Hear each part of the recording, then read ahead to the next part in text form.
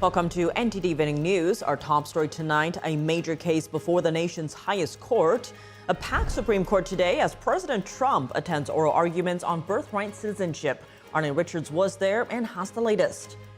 President Trump saying Iran is now asking for a ceasefire. This as the president is set to address the nation tonight, what the White House tells NTD to expect from his primetime address. And more on the president's new demand to Republicans. Mario Tsu standing by. Washington continues increasing its military activity while attacks from Iran are on the decline. Arian Pasdar with the latest on the fighting in the Middle East.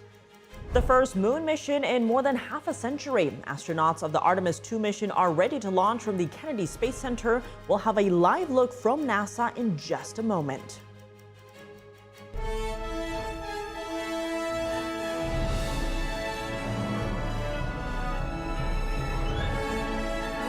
This is NTD Evening News, live from our global headquarters in New York City. Here's Tiffany Meyer. Good evening and thank you for joining us tonight. The 9 justices of the Supreme Court today searching for answers to whether President Trump's executive order to limit birthright citizenship complies with the 14th Amendment. NTD's Arlene Richards was in the courtroom along with President Trump. The Supreme Court hearing oral arguments today on a very important case to the White House that deals with President Trump's executive order to end birthright citizenship. The president sitting in the courtroom the first time for any U.S. president, and the justices seeming a little more subdued about where they're leaning on this case. On Wednesday, President Trump entered a packed courtroom to watch oral arguments on the issue of birthright citizenship. In January 2025, the president signed an executive order to what he calls end birthright citizenship. Several plaintiffs immediately challenged it, saying it didn't comply with the citizenship clause of the 14th Amendment, which was ratified in 1868. Since then, virtually all children born in the United States could become U.S. citizens, whether they intended to stay or not. In Truth Social post days before the arguments, President Trump said the law is being abused for monetary gain.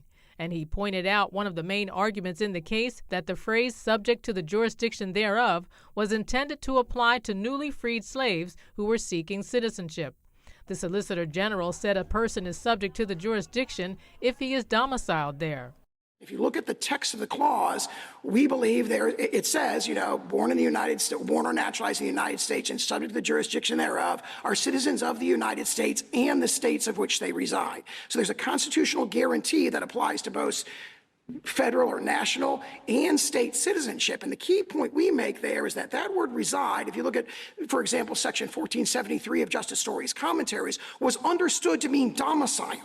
So when they say subject to the jurisdiction, and then they go on to say you're a citizen of the United States and the state in which they reside, the very text of the clause itself presupposes that the citizen is domiciled in the United States.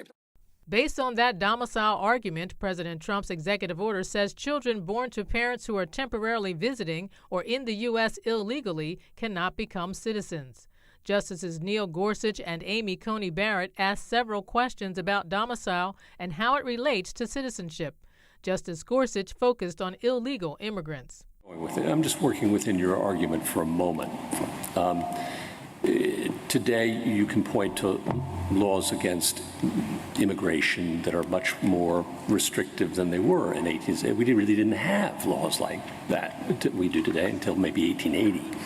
So if somebody showed up here in 1868 and established domicile, that was perfectly fine without respect to anything, any immigration laws. There they were. And so why wouldn't we, even if we were to apply your own test, come to the conclusion that the fact that someone might be illegal is immaterial? And Justice Barrett followed up on the argument that the clause was intended for freed slaves. In your reply brief, that the children of slaves who were brought here unlawfully, in defiance of laws forbidding the slave trade, would in fact be citizens. And yes, we can imagine that their parents were not only brought here in violation of United States law, but were here against their will, and so maybe felt allegiance to the countries where they were from. And you say that the purpose of the 14th Amendment was to put all slaves on equal footing, newly freed slaves on equal footing, and so they would be citizens. But that's not textual. So how do you get there? The justices appeared equally curious to know how the plaintiff's attorney defined subject to the jurisdiction thereof. She said whether or not the parents are domiciled in the country is irrelevant, because the fact that they are in the country means that they are subject to its laws. The justices didn't give a clear indication of how they would rule, but some seemed reluctant to reinterpret a constitutional amendment that's been in existence for over 100 years. The justices are expected to make their decision by late June or July. Arlene Richards reporting from the Supreme Court in Washington, D.C. And lawmakers are weighing in on the birthright citizenship case. Some in Congress say the issue needs clearer definition. Others argue the Constitution already settles it. NTD's Chris Bobb has the story. The Supreme Court heard oral arguments on Wednesday in a case challenging President Trump's authority to limit birthright citizenship. Members of Congress from both parties taking to X to weigh in. Senator Tom Cotton writing, "Birthright citizenship for illegal aliens has no basis in the Constitution. I hope that the Supreme Court rules in favor of ending this abusive practice." Senator Jeff Merkley writing, "I anticipate that the Supreme Court, despite their proclivity to give more and more power to the American presidency, will find this EO unsupportable." Senator Ted Cruz, a member of the Senate Judiciary Committee, posting on X, "Birthright citizenship is a policy that confers citizenship to the children of illegal aliens who give birth on U.S. soil. It's terrible policy that incentivizes illegal immigrants and has created an entire industry known as, quote, birth tourism." Senator Cruz and other Republican lawmakers filed an amicus brief before the Supreme Court, arguing that the 14th Amendment does not grant automatic citizenship to children born to parents who are in the U.S. illegally. On X, Cruz says this policy needs to end, using whatever vehicle possible, whether a constitutional amendment, legislation, executive action, or the courts.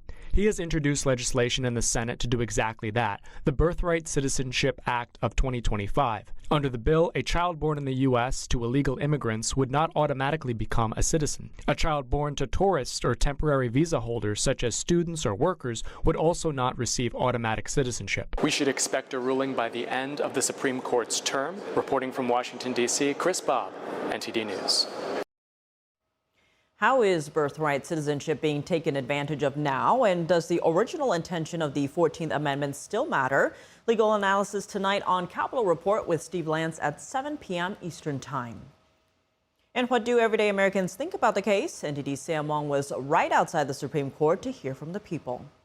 Do you think the 14th Amendment is being currently interpreted as the way it was intended? No, I think the citizenship is something that should be earned, not something that, you just drop your kids off or live whatever and then they become a citizen. I feel like it wasn't originally supposed to be like this, but I'm glad it was. I think for future generations and even this generation, robbing them of this chance to come and do something great, what does that say about us as a people? It was intended to protect the children of slaves, to make sure that they had a citizenship in the United States. I think now anyone can come into the country, have a baby, and then that baby is given rights, citizenship rights.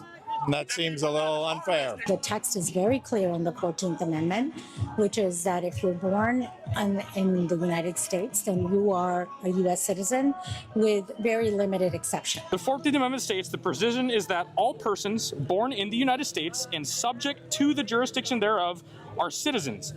Now, this is written from Mr. Trumbull. Now, that means the author of the 14th Amendment. What do we mean by subject to the jurisdiction of the United States? Not owing allegiance to anybody else. If you are a couple with foreign citizenship, you come to this nation, you have a baby, until you become a citizen and declare allegiance to the U.S. yourself, your baby's not a citizen. What do you hope to come out of today's case? To keep the 14th Amendment. Like I said, this entire time, when it comes to showing our voice and fighting for something, this is definitely one of those things that we should continue to fight for. I think the case today is a game changer, because if the president can rewrite the Constitution with an executive order, what other constitutional rights are at risk? I'm behind President Trump, and I hope that that comes out that way, the way that he's arguing for it. Hopefully we can bring in lots of people, but through the right process, check them out, and we still have the same result, but a little more control. President Trump set to address the nation on Operation Epic Fury in just a couple of hours. This coming as the president says Iran is now asking for a ceasefire. We now go live to NTD's Washington correspondent Mario Tu at the North Lawn of the White House. Good evening, Mario. What is the White House saying to expect from the president's address?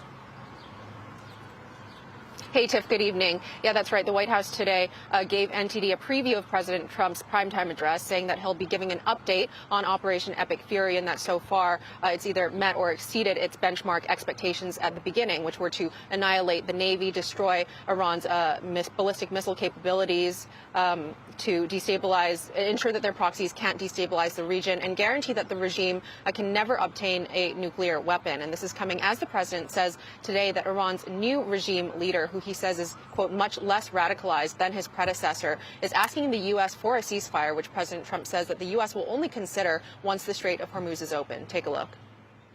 I don't know if you saw the explosion the other day. We got the mother load. We hit the mother load. We're negotiating with them right now. They've been, again, we have had regime change, but we're finishing the job. And I think within maybe 2 weeks, maybe a couple of days longer to do the job.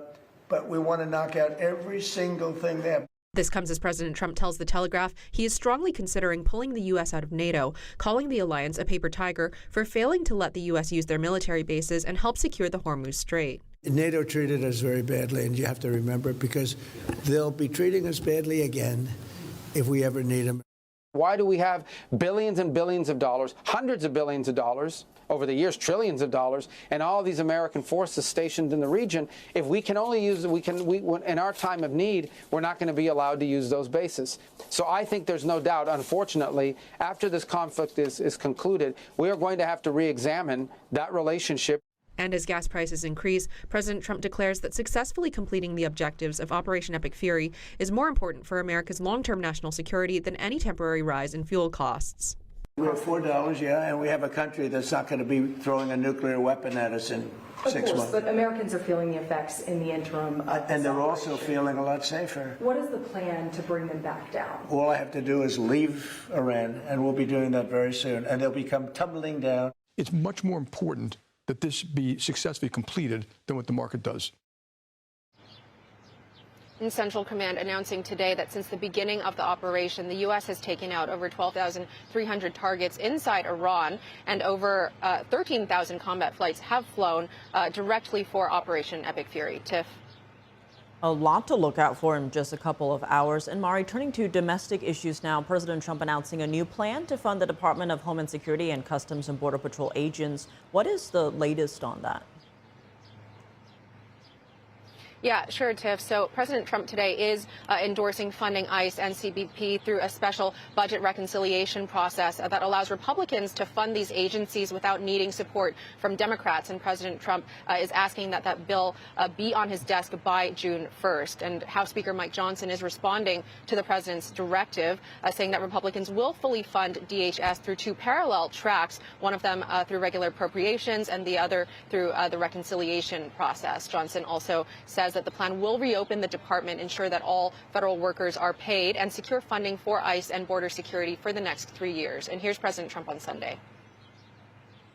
They should terminate the filibuster, and they should vote. That's what I think. Look, I think the Senate is playing it too soft. The Republicans are wonderful people. Sick, there's something wrong. We have to protect our country. We have to protect our border.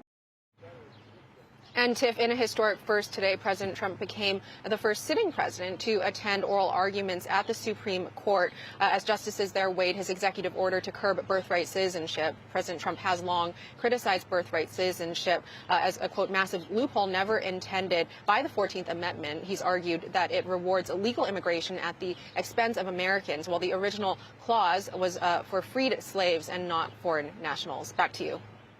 All right, Mari, thanks for those updates. The U.S. today releasing new numbers on Operation Epic Fury in Iran. Washington is increasing its military activity, while attacks from Iran are on the decline. NTD's international correspondent Arian Pazdar has more on the Iran war. New numbers on the war against the Iranian regime. As of Wednesday, the U.S. conducted over 13,000 combat flights. In total, America's military struck over 12,300 targets. and US forces damaged or destroyed over 150 Iranian vessels. Because of America's strikes on Iran's military capabilities, attacks by the Iranian regime are becoming significantly less. According to the Institute for the Study of War, Iran launched only 3 missile barrages at Israel in the last 48 hours. This marks its lowest barrage rate of the war to date. Meanwhile, Israel is also increasing its attacks on Iran, releasing this video showing new numbers. The IDF says it has carried out over 800 airstrikes in the war so far, killing 2,000 Iranian soldiers. Israel launched the latest wave of attacks just on Wednesday morning. Israel also reports killing 2 more major targets. One was the commander of Hezbollah's southern front. He was a senior commander with 40+ years of experience. The other one was the head of the engineering branch of the Lebanon Corps in Iran. Despite the hefty blows against Iran, the new supreme leader Mojtaba Khamenei says Iran will continue supporting its terrorist proxies in the Middle East. Khamenei sent a letter to the leader of Hezbollah, saying the regime won't stop supporting the fight against the US and Israel. Also on Wednesday, President Trump reportedly said he's strongly considering leaving NATO, calling the alliance a, quote, paper tiger. British Prime Minister Keir Starmer weighing in. NATO is the single most effective military alliance the world has ever seen, and it has kept us safe for many decades, and we are fully committed to NATO. Starmer went on to say that it's still in the UK's interest to have strong ties with the US and also with the rest of Europe. We need a stronger relationship with Europe. I actually think that will help strengthen our relationship with the US, because successive presidents have said that Europe needs to do more on their defence and security. I've long argued that with European colleagues, that we should be doing more. Starmer added that collaboration with the rest of Europe shouldn't be just on defense, but also on economic and other goals. Arian Pastar, NTD News. It's being called Florida's version of the Save America Act. Governor Ron DeSantis signs an election integrity bill into law that will require proof of citizenship in order to register to vote in the state, and clarifies which IDs will be accepted at polling stations. NTD correspondent Jason Blair has more. So today, I'll be signing House Bill 991, which is the Florida version of the SAVE Act. Florida Governor Ron DeSantis signing an election integrity bill into law on Wednesday. It will require proof of citizenship in order to register to vote. It also removes previously accepted IDs at polling stations like student IDs. We're also making sure that when you're providing information or identification, that we're using secure forms of identification. Polling stations will still accept a state-issued driver's license or ID card, a U.S. passport, and military IDs. The bill also clarifies that voting must be done by marking a paper ballot while still allowing, if requested, accessible devices that produce a paper record of the vote. Allowing for a verifiable hard copy in the event of a recount. Before going to the governor's desk, the bill was debated by Florida legislature in March and passed mostly along party lines. I know someone who lost an election by 2 votes. Some of you know people who have lost election by a very small vote margin. So what is our tolerance for fraud and lack of integrity? There's a lot of registered voters in Florida who don't have a Florida driver license. Going to need to be new intake systems for sensitive documents. There's going to need to be new training. None of this is funded in the bill. And yes, we have safe elections in Florida, but they don't stay safe and secure if we don't pay attention to the large gaps that exist where we can address additional fraud. The bill is set to go into effect on January 1st, 2027. Jason Blair, NTD News. Coming up, the first moon mission in more than half a century. Astronauts of the Artemis II mission are ready to launch from the Kennedy Space Center. We'll have a live look from NASA in just a moment. Plus, a panel of guests joins us to discuss the significance of this mission and the space race with China next.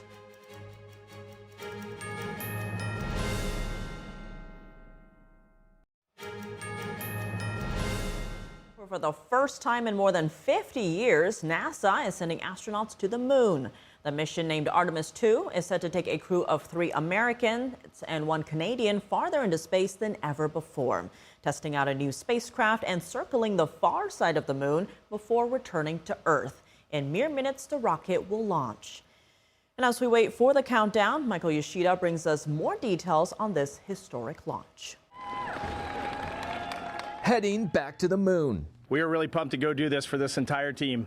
It has been a lot of work. It's been a great journey. Artemis 2, the first crewed mission of NASA's Artemis campaign, is sending 4 astronauts on a trip around the moon. Commander Reed Wiseman, pilot Victor Glover, mission specialist Christina Cook, and mission specialist Jeremy Hansen of the Canadian Space Agency. This is an exciting time, and it is going to truly test our mettle. I'm so grateful to those that paved the way for me to be here and for all of us to be here, and it's an honor to potentially inspire the explorers of the future. It's the first time since 1972 that humans are going to deep space. We are in a space race. If human beings are going to endure, we have to find another planet to live on. The moon is the first step. Powered by NASA's new SLS, or Space Launch System Heavy rocket, the Orion spacecraft launches into Earth's orbit. That thing is 322 feet high, and 300 feet of it, thereabout, is all propulsion. So we're literally brute forcing our way into orbit. After some tests, Orion will then make a roughly 4-day, 250,000-mile journey to the moon, passing by its far side. At a distance between 4,000 and 6,000 miles above the lunar surface, it is expected to be the farthest any human has ever traveled in space. Orion then returns to Earth for splashdown off the United States west coast. The golden age of space exploration, there's so many amazing things happening, and we should be proud, all of us. A momentous day for the nation. In just minutes, 3 American astronauts alongside a Canadian astronaut will shoot for the moon. Again, a journey to fly around the moon unattempted in more than 50 years. And joining us now is Armin Kurdian, pilot, aeronautics expert, and retired U.S. Navy captain. Also with us is Rick Fisher, senior fellow on Asian military affairs at the International Assessment and Strategy Center. He's also an international military analyst. Thank you both so much for joining us. What a historic moment here. Armin, starting with you, in just a few minutes, we have liftoff. The world is watching this. Your reaction to what we're about to see? I'm resisting the urge to look back and forth to my TV as what's happening right now. It's kind of really hard to put into words. It's more can be expressed by emotion if you really feel the momentous weight of this occasion, because really the human endeavor, as best described by President Kennedy, was, we choose to go to the moon and do the other thing, not because they're easy, but because they are hard. I don't know that you can ever encapsulate the American spirit and the strength of humanity in one sentence better than that, to do the hard things. So this certainly has been a hard thing for a number of reasons, not just because of technology. I mean, we were able to go to the moon in 1967. We were able to start launching things in that direction, and here we are now. So it's truly, we put a lot of obstacles in our way, but we're about to get through them all. And Rick, your thoughts and reactions to what will take place very soon? Well, very soon we'll be taking really the first major step to returning to the moon. Artemis 2 is proving the new manned Orion space capsule, and will be followed next year with Orion docking with our new human landing systems that have yet to be built. And then the next year, 2028, our people will be returning to the surface of the moon. This is an amazing development for the United States, which didn't return to the moon after the termination of the Apollo program in 1972. President George W. Bush tried to revive the American moon program. Barack Obama canceled George Bush's revival, only to be revived again by President Donald Trump in 2017. And this is really the first step to realizing President Trump's dream and ambition and goal of putting our people back on the moon by 2028. And there on screen is a live look again at the Kennedy Space Center in Florida, where very shortly Orion will be shooting to bypass and circle the moon. A very momentous day here. A lot riding on this mission, actually. So, Armin, going to you now. Speaking of emotions, what do you think the crew is feeling right now, just moments away from liftoff? The crew is probably feeling the same way that a football player is in the minutes before kickoff of the Super Bowl, or college basketball players, right before they play for the national championship.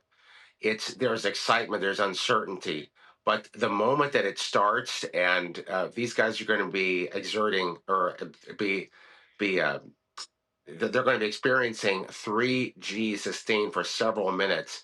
Your brain starts getting locked into, okay, what's actually happening right now?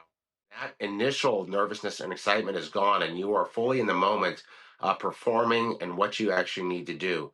So it's a very interesting dichotomy. You think they'd be excited all the way through it, and certainly you're going to be excited once you get there. And frankly, I think the moment they get into space, they become weightless and they start transiting towards the moon. I think they'll have a moment to pause and really reflect upon the moment, the gravity of what they are actually doing, no pun intended, and the import that it has to humanity going forward. Because humans for all of eternity have always reached out to explore, whether it was the Polynesians, whether it was the Vikings, whether it was Columbus, or Christopher Cook and Magellan going all around the world. And now that the planet has been explored, you had Jacques Cousteau going under the water, exploring the ocean floor, and now reaching out beyond us, outside of the atmosphere. Hopefully, this momentum that we get today will carry on us through the moon, Mars, permanent a permanent manned presence on celestial bodies, and further on into the solar system. And just a little over 5 minutes till liftoff here, Rick. These astronauts are aiming for a successful 10-day mission. They're taking significant risks to thrust their nations forward into space exploration and discovery. Could you talk to us about the honor that comes with being an astronaut? It's an incredible honor, Tiffany. And it is also the result of career dedication and amazing hard work. It is very, very difficult to become selected to join the American Astronaut Corps, or for that matter, the astronaut corps of most other countries. Many are from the military services. Many have long proven their mettle, their ability to work instantly and calmly by being military pilots itself, a very difficult qualification to achieve. And they understand that they are carrying with them the pride of their nation and the success of their space programs. The next launch depends upon their being successful with their mission, and they are hurtling into space, going around the moon in this instance, and the equipment that they will be verifying will pave the way for the Artemis 3 mission, Artemis 4, and Artemis 5 by 2028. And Armin, just a little over 3 minutes to go here. Talk to us about the sacrifices astronauts have to make, whether in their personal lives, careers, to accomplish something like this. Absolutely. It's not just them putting their lives on the line in this launch, but it takes a very long training program, years of that. Of course, in the military, you're sacrificing your time away from family. This is not something that enriches you financially, but enriches you spiritually. So in that sense, there is that form of payback. But they're going to be away from home for about 10 days, which for some people is nothing more than a simple business trip. But going in the future, folks who are on the space station or permanent manned presence, you could be away from home for years at a time. So certainly there's a sacrifice. It's very important. We got to remember that and also pray for their safe return and for their safe journey. About a little over 2 minutes right here. I think we can take that feed full screen and watch the historic moment that's about to unfold here.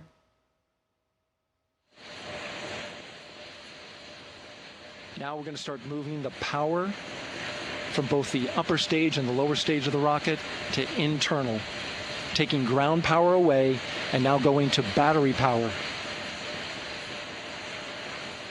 GLS is go for upper stage to internal power.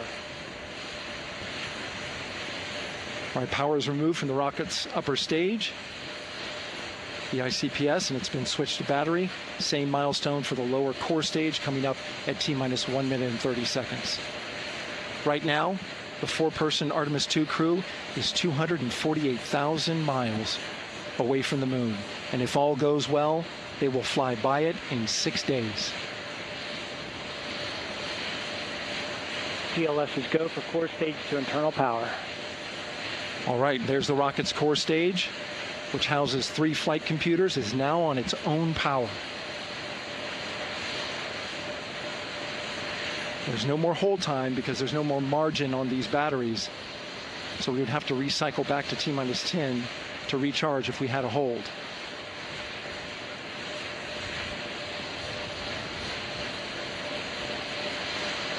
One minute. Right now, the rocket does not know what the T0 is, but coming up at T-minus 33 seconds, control shifts from the ground launch sequencer to the rocket's onboard autonomous launch sequencer, or ALS. The rocket will count itself down, but honor any holds that could come from the ground. Now, shortly after liftoff, Houston will take control of the rocket, and my colleague Gary Jordan will take over commentary. GLS go for ALS. Great call out. The rocket is on its own. 4 brave explorers ready to ride the most powerful rocket NASA has ever launched. Sound suppression water is flowing. 15. And here we go. 10, 9, 8, 7. RS-25 engines lit. 4, 3, 2, 1. Booster ignition and liftoff. The crew of Artemis II now bound for the moon. Humanity's next great voyage begins. Good roll pitch. Roger, roll pitch. Houston now controlling the flight of Integrity on the Artemis II mission around the moon. Integrity, AMT high. AMT high. On time, passing 30 seconds into the flights. Integrity passes the alternate MECO. Target milestone. Mission Control Houston seeing good performance on the main engines. Space Launch System core stage. Integrity, 3 miles in altitude. Traveling more than 1,200 miles per hour.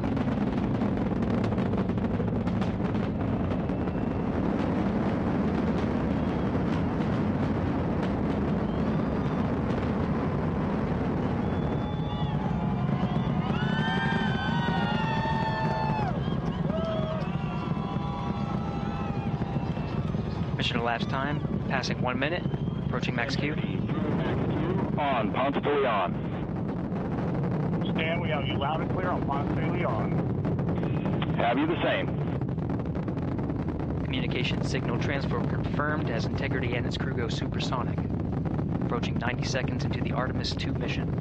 Integrity is 14 miles in altitude, 8 miles downrange, traveling more than 2,600 miles per hour.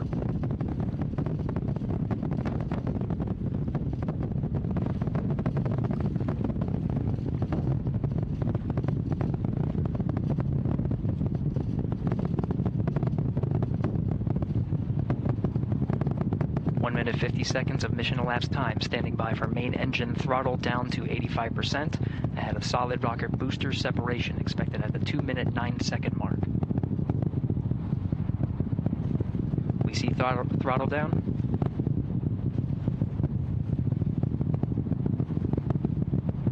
Confirmed separation. Main engines throttling up, guidance converged.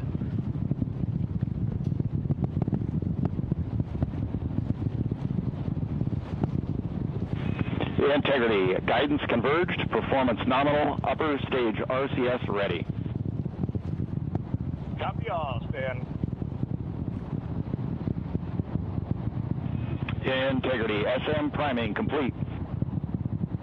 SM priming complete.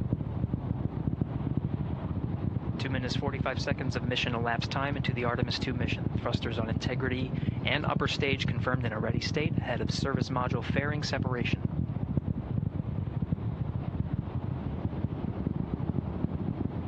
Three minutes into the flight. Integrity 49 miles in altitude, 78 miles downrange, now passing 5,000 miles per hour.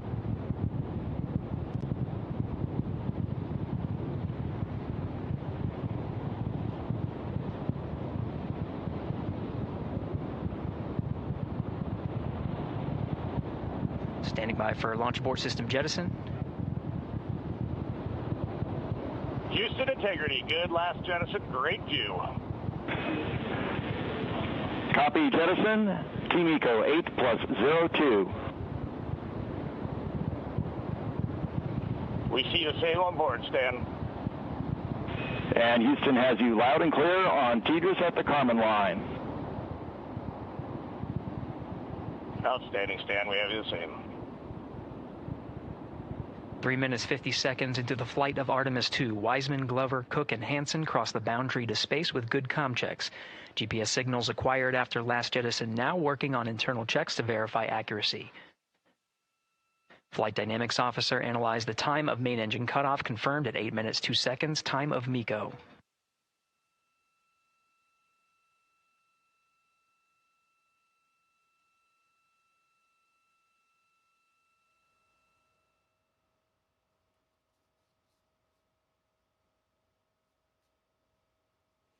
What a historic moment to witness this. Rick, what is going through your mind watching this moment unfold? We're on our way back to the moon, Tiffany. This is just an amazing moment for America and for our future, the future of peace. It is absolutely critical that the United States go back to the moon and go back in peace with our 61 nation partners, signatories of the Artemis Accords.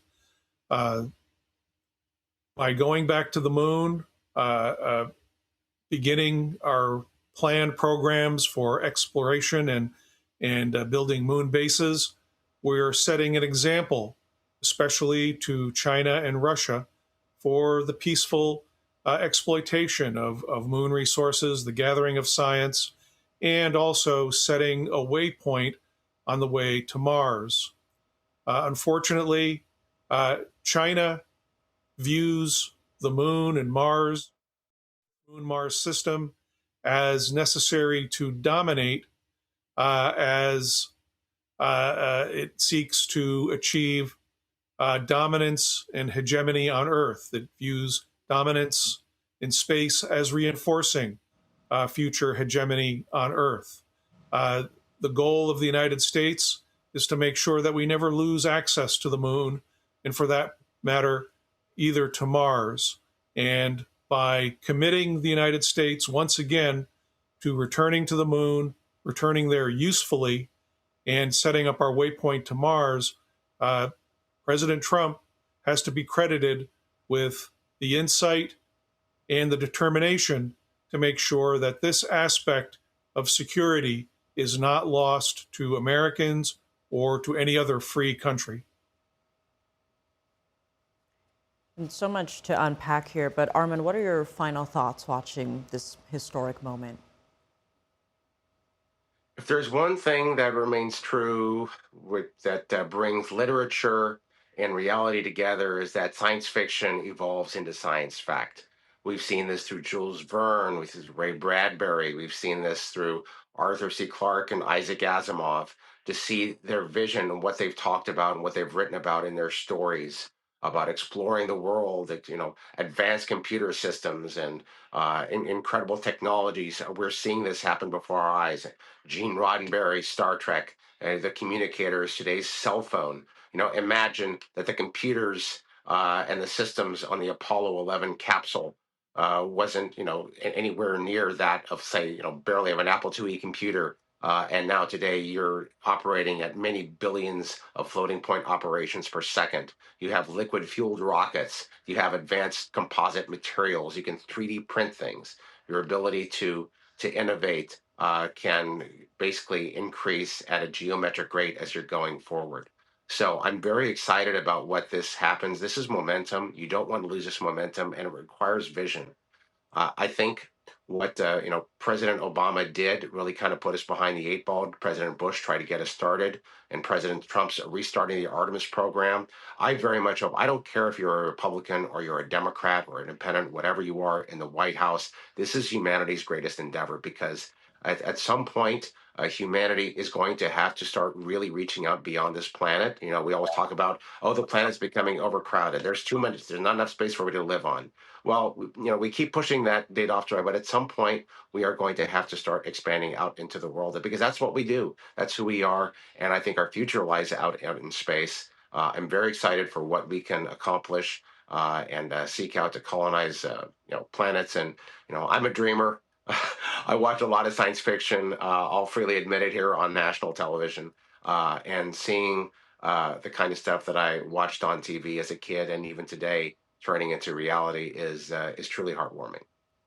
I do think it's a good day to be a dreamer. So Armand Kurdi and Rick Fisher, thank you both so much for joining us. Thank you. Thanks, Tiffany.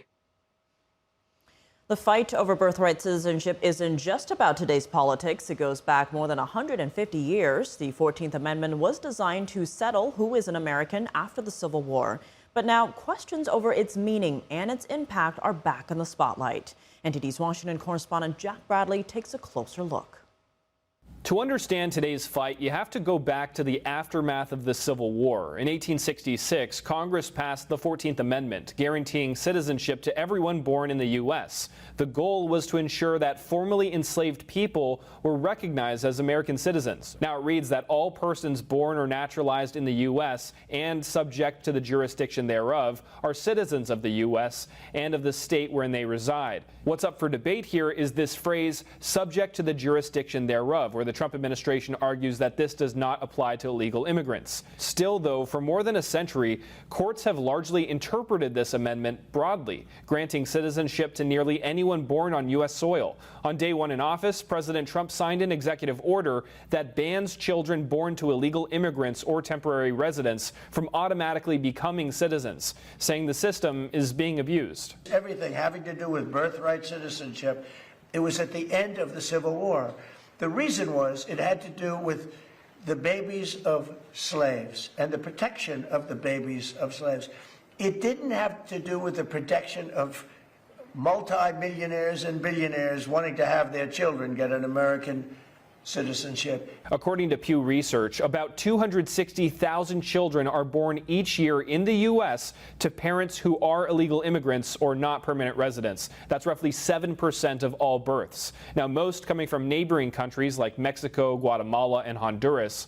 But the issue stretches beyond the Western Hemisphere. Chinese billionaires or billionaires from other countries who all of a sudden have 75 children or 59 children in one case or 10 children becoming American citizens. China ranks among the top countries, linked in part to what's known as birth tourism, when foreign nationals travel to the U.S. specifically to give birth so their children can gain American citizenship. The Chinese government and some research firms say that over the past roughly 13 years, you have anywhere from 50,000 to 100,000 Chinese nationals a year. Some analysts warn that the practice could carry long-term national security concerns. Chinese nationals are flying to the United States, giving birth here, and then flying home with the baby, raising them in communist China. And then when they turn 18, they're going to be citizens, they can vote. It's the way to kind of remake society in the vision that they want. Now, as the Supreme Court is set to rule on this issue, it could fundamentally reshape American immigration policy going forward. For NTD News Washington, I'm Jack Bradley. Changes are taking effect today to food assistance benefits in California under the federal SNAP program. The update could impact eligibility and reduce benefits for some households. NTD's Christina Corona has the details. Starting Wednesday, changes to federal SNAP benefits are impacting California's food assistance program known as CalFresh. The update changes who can qualify, and some people will lose access. That includes certain non-citizens, such as refugees, asylum seekers, and trafficking survivors. In California, some households could also see reduced benefits due to changes in how certain utility costs are counted. Officials say this all comes from a new federal law, the One Big Beautiful Bill Act, signed in 2025. The law also expands work requirements. Previously, it applied to able-bodied adults ages 18 to 54 without dependents. Now, it expands to include able-bodied adults up to age 64. Some recipients must work, volunteer, or train at least 80 hours a month in order to keep their benefits for more than 3 months over a 3-year period. In California, advocates say tens of thousands could lose CalFresh. Current recipients won't lose benefits right away, but they will be reviewed at renewal. State officials say people who meet the new rules can still qualify, with more changes expected later this year. Christina Corona, NTD News. Over in Toronto, Canada, the prestigious Four Seasons Theatre has been targeted by multiple bomb threat emails, forcing the venue to cancel a Shenyun Performing Arts show on Wednesday. This is the second time Shenyun had to cancel the show following the initial incident on Sunday. Organizers believe the threats seem to align with the Chinese regime's motives.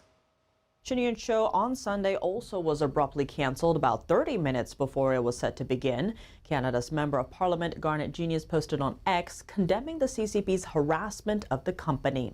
He said, quote, "Canada must stand for free artistic expression. The shows must go on." This is not an isolated case. The company and human rights organizations have documented increasing numbers of such bomb threats in recent years, most of which are fake.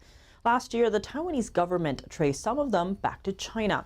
Shenyun Performing Arts is a world-class classical Chinese dance company. The dance company says its mission is to revive traditional Chinese culture, something that has been largely lost under communist rule in China. Shenyun was founded in New York by a group of artists that fled communist China in 2006. They are also practitioners of a spiritual discipline known as Falun Dafa. The faith group has been severely persecuted in China since 1999 and continues to face repression today. The artists hope to raise awareness of the ongoing persecution through art and dance.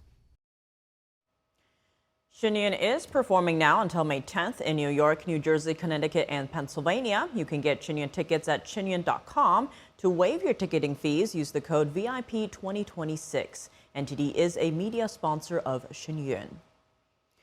Coming up in golf, Tiger Woods announcing he's stepping away just days after his arrest and a week before the Masters. Dave Martin joins us to discuss next.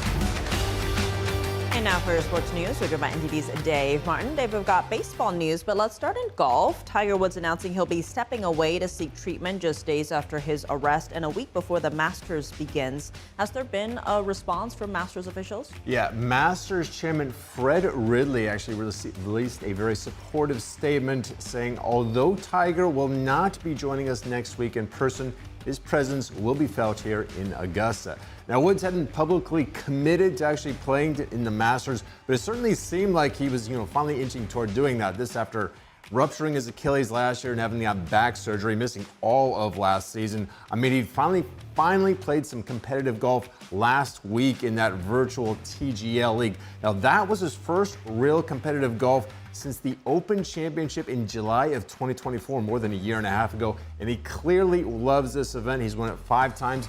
Only the great Jack Nicklaus has won it more, and Nicklaus won it 6. Now, Woods also saying in his statement, quote, "I know and understand the seriousness of the situation I find myself in today." Now, yesterday, Woods pleaded not guilty to charges of misdemeanor DUI with property damage and refusal to submit to a lawful test, according to court documents. So we will miss not getting to see him next week. You'll miss not getting to hear me talk about him, because I was probably going to find a way to talk about him every single day next week. So Maybe next month at the major, all right, Tiff? We'll find out what your new plan is. Yes, I've got to come up with something new. All right, well, moving to baseball news, we've already had a number of games on today, including one with reigning Cy Young winner Paul Skeens looking to rebound from his opening day loss. Yes, rebound is what he did. Skeens getting the win today, allowing just 1 run in 5 innings, striking out 5 batters. He lowered his ERA to 9.53 on the season as the Pirates beat the Reds 8-3. Elsewhere today, the Florida Marlins shut out the Chicago White Sox 10-0. Former Cy Young winner Sandy Alcantara threw a rare complete game shutout in April, allowing just 3 hits, no walks, and just 93 pitches to do so. He's now 2-0 in the season, has not allowed a run in 16 innings thus far this season. Now, those are just 2 of the 15 games that are on today. Only 2 games on tonight. One of those is the Dodgers versus the Guardians. Now, last night for the Dodgers, Shohei Ohtani made his first pitching start of the season, allowed just 1 hit, no runs over 6 innings, striking out 6. He also had a hit and 2 walks as LA beat Cleveland 4-1. So tonight, the Dodgers will start Yoshinobu Yamamoto on the mound opposite Gavin Williams for the Guardians. First pitch scheduled for 8:20 Eastern Time, and the game will be played out in LA, in case you wanted to know. All right, so time change. Time change, yes. It's going to be kind of late out there. All right, well, Dave, as always, thanks for joining us. Thank you, Tiff.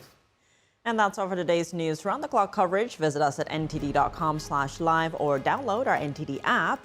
Thanks for tuning in. I'm Tiffany Meyer. Good night.